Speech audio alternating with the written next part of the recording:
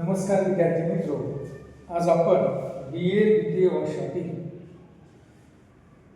चतुर्थ सत्रामध्ये भूगोल विषयाचा असणारा पेपर हवामानशास्त्र भाग 2 यातील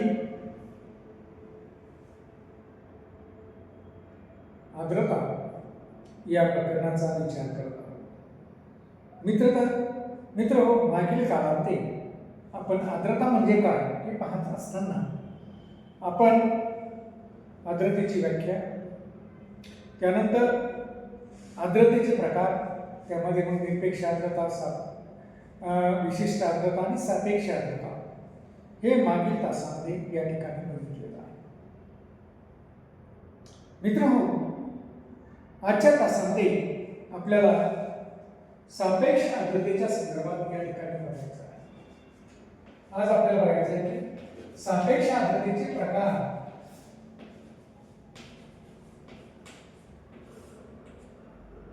सापेक्ष आर्द्रतेचा प्रकार काय आहे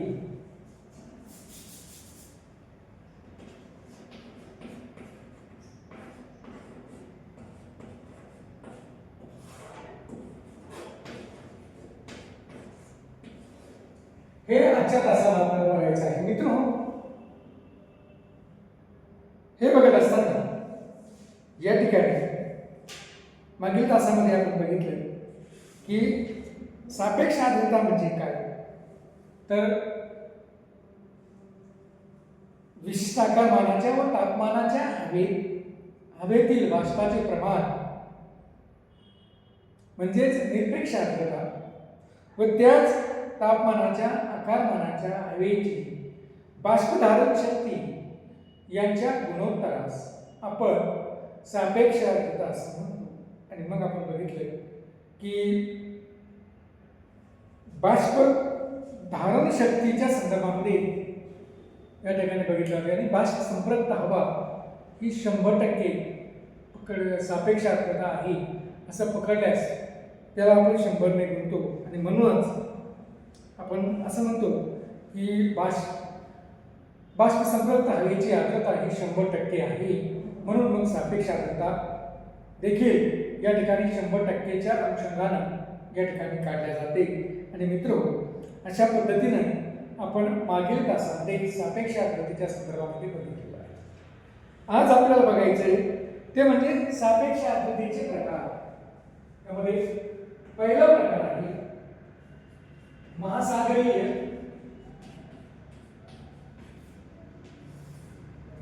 सापेक्ष आर्द्रता.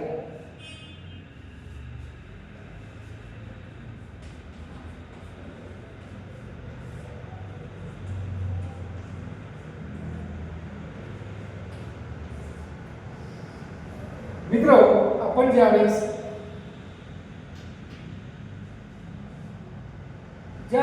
आपण भौगोलिक वितरणाचा भाग बघत होतो त्यावेळेस आपण बघितलं की सगळ्यात कमी प्रमाणात सापेक्ष आर्द्रता ही 25 ते 35 अंश अक्षांशाच्या दरम्यान या ठिकाणी आपल्याला सगळ्यात कमी सापेक्ष आर्द्रतेचं प्रमाण दिसून येतं. तर सर्वात जास्त सापेक्ष आर्द्रतेचं प्रमाण हे आपल्याला विषुववृत्तीय प्रदेशामध्ये आपल्याला सापेक्ष आर्द्रता ही सर्वात जास्त असलेली दिसून येते. आणि जसजसं आपण विषुववृत्ताकडून ध्रुवाकडे जाऊया तसतसं सापेक्ष आर्द्रतेचं प्रमाण हे कमी झालेलं आपल्याला दिसून येतं. आणि याचप्रमाणे आपण साधारणतः या ठिकाणी बघितलं. आता आपण जे काही बघतोय ते आता महासागरीय सापेक्ष आर्द्रतेचा जो काही प्रकार आहे तो महासागरीय सापेक्ष आर्द्रतेचा. तर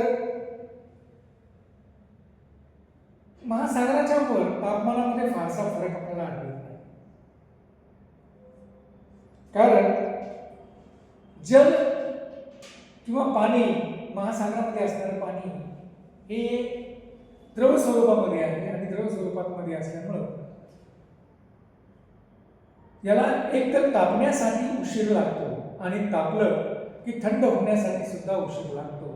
म्हणजे त्यामुळं महासागरावरील असणाऱ्या हवेचं तापमान हे फारसं भिन्नता त्या ठिकाणी आपल्याला आढळत नाही किंवा जास्त आणि कमी आपल्याला होताना दिसत नाही. त्या ठिकाणी सर्वसाधारणतः सारखंच तापमान त्या ठिकाणी असतं आणि तापमानामध्ये कमी अधिकपणा नसल्यामुळे महासागरीय प्रदेशामध्ये जी काही सापेक्ष आर्द्रता आपल्याला आढळते ती वर्षभर समान प्रकारची असलेली आपल्याला दिसते. म्हणजे वर्षभर या प्रदेशामध्ये सापेक्ष आर्द्रता ही सारखीच असलेली आपल्याला आढळते. या ठिकाणी सापेक्ष आर्द्रतेमध्ये कमी आणि अधिकपणा आपल्याला जाणवत नाही. त्यानंतर दुसरा प्रकार आहे आपला खंडीय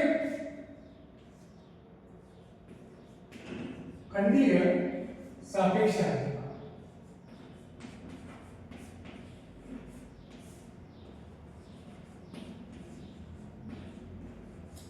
खंडीय सापेक्ष आर्द्रतेच्या संदर्भामध्ये जर आपण बघितलं तर आपल्याला असं दिसतं की खंडीय भागामध्ये आपल्याला तापमानात मोठ्या प्रमाणात भिन्नता आढळते. कारण खंडीय भागामध्ये त्या खंडीय भागाची समुद्र सपाटीपासूनची असणारी उंची, त्यानंतर त्या खंडीय भागाचं असणारं स्थान, अक्षवृत्तानुसार असणारं स्थान, तसंच त्या खंडीय भागामध्ये वाहणारे वारे, या सगळ्यांचा परिणाम असा होतो की खंडीय भागामध्ये जर संपूर्ण पृथ्वीचा जर आपण विचार केला की त्या ठिकाणी खंडाचा भाग आहे त्या ठिकाणी प्रत्येक खंडातील असणारे खंडीय भागावरील असणारे हवेचं तापमान हे आपल्याला बऱ्याच प्रमाणात भिन्न असलेलं दिसून येतं. आणि त्यामुळं आपल्याला असं दिसतं की हिवाळ्यामध्ये तापमान कमी असल्यामुळे, खंडीय भागात तापमान कमी असल्यामुळे त्या ठिकाणी सापेक्ष आर्द्रता ही जास्त असते. सापेक्ष आर्द्रता ही जास्त असते कारण हिवाळ्यामध्ये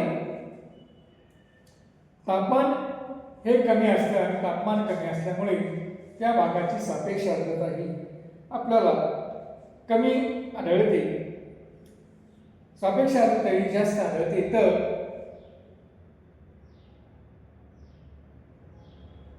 उन्हाळ्यामध्ये तापमान जास्त असल्यामुळे सापेक्ष आर्द्रता ही आपल्याला त्या ठिकाणी कमी प्रमाणात असलेली दिसून येते. त्यामुळे अशा या आर्द्रतेला, की ज्या खंडीय भागामध्ये आढळणाऱ्या आर्द्रतेला आपण खंडीय सापेक्ष आर्द्रता असे म्हणतो. खंडीय सापेक्ष आर्द्रतेमध्ये दिवसा आणि रात्री देखील फरक केला जातो.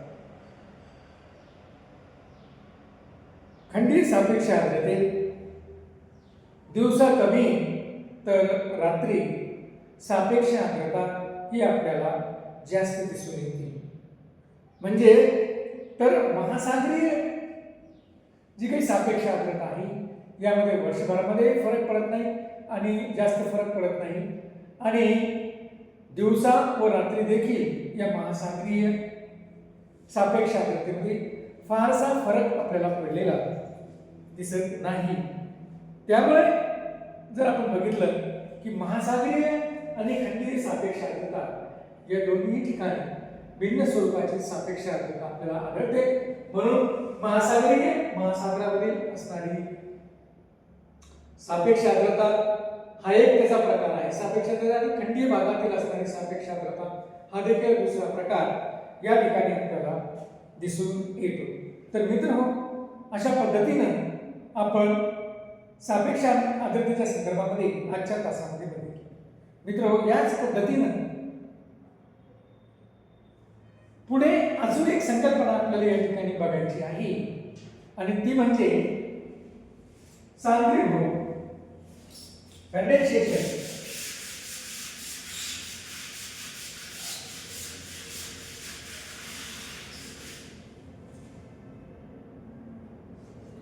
सांद्रीभवन